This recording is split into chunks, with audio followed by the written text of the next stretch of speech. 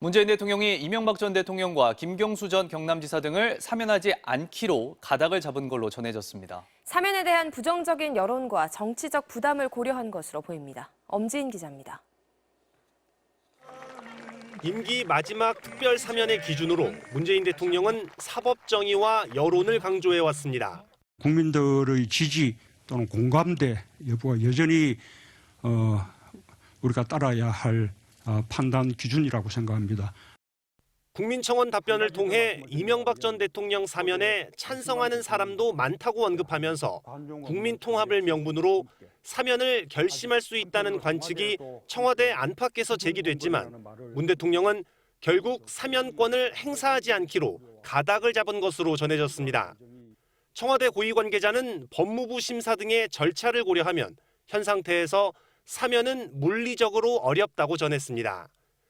민주당 내에선 이명박 전 대통령 사면에 부정적인 반응이 적지 않습니다.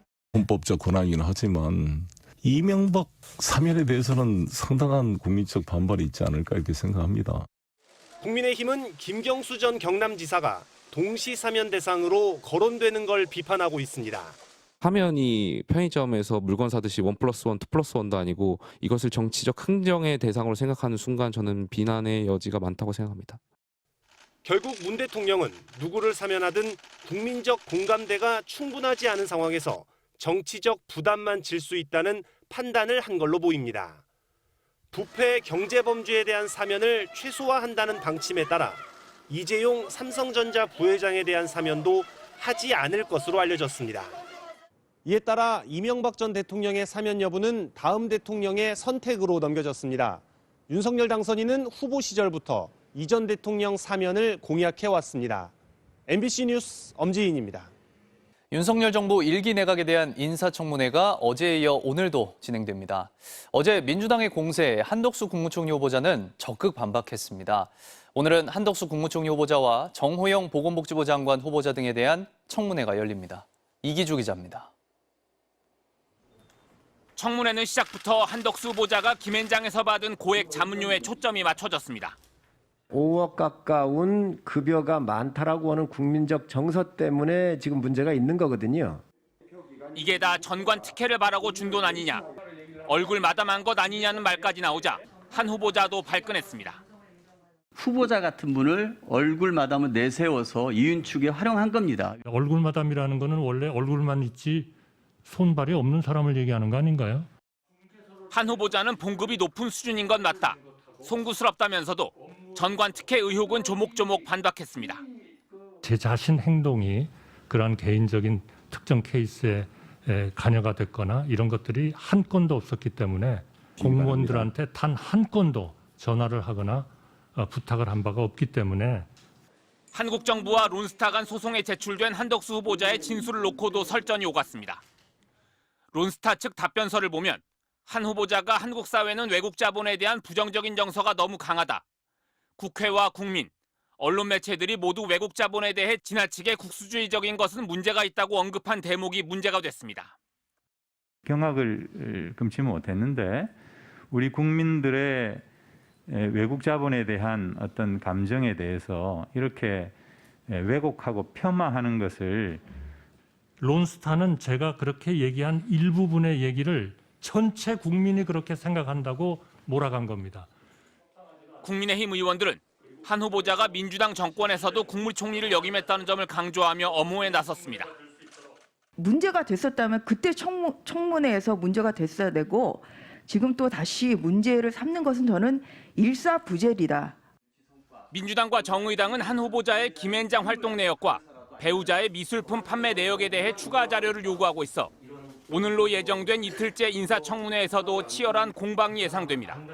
MBC 뉴스 이기주입니다. 미국은 코로나 대유행에서 벗어났다는 보건당국의 진단에도 불구하고 올 여름 코로나19가 다시 유행할 수 있다는 경고가 나왔습니다. 워싱턴 김수진 특파원입니다. 트럼프 행정부에서 코로나19 대응을 총괄했던 데보라 버크스 전 조정관은 미국에서 코로나19가 끝난 게 아니라고 했습니다.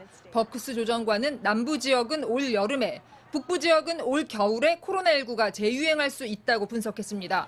2020년과 21년의 코로나 재유행 간격이 4개월에서 6개월이었다며 자연 면역력이 약해지면 다시 유행하는 패턴이 올해에도 나타날 것이라고 강조했습니다.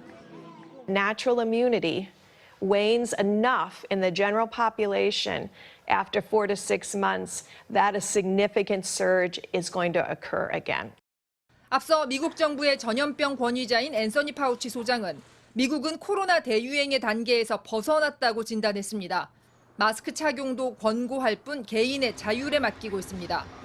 실외에서는 마스크를 한 사람을 거의 보기 힘들고 실내에서도 많은 사람들이 마스크 없이 생활합니다. 대부분의 주에서 대중교통에서의 마스크 착용 지침은 유지하고 있지만 플로리다 같은 일부 주에서는 대중교통에서의 착용도 의무가 아닙니다. 하지만 오미크론 하위 변이가 번지면서 최근 확진자 수는 증가하는 추세입니다.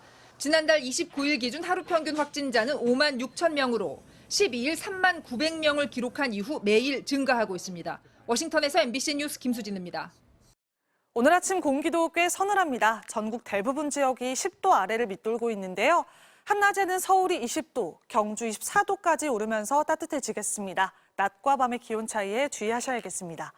오후부터는 봄바람이 점차 강해집니다. 남쪽에는 고기압, 북쪽에는 저기압이 위치하면서 서풍이 강해지는 건데요.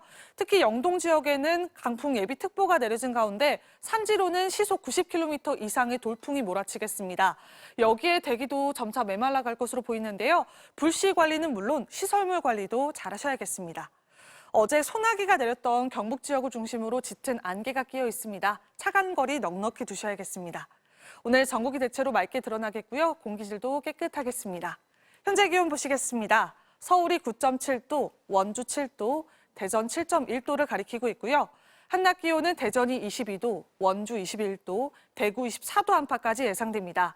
이번 주 금요일과 토요일 사이 수도권을 중심으로 비가 예상됩니다. 날씨였습니다.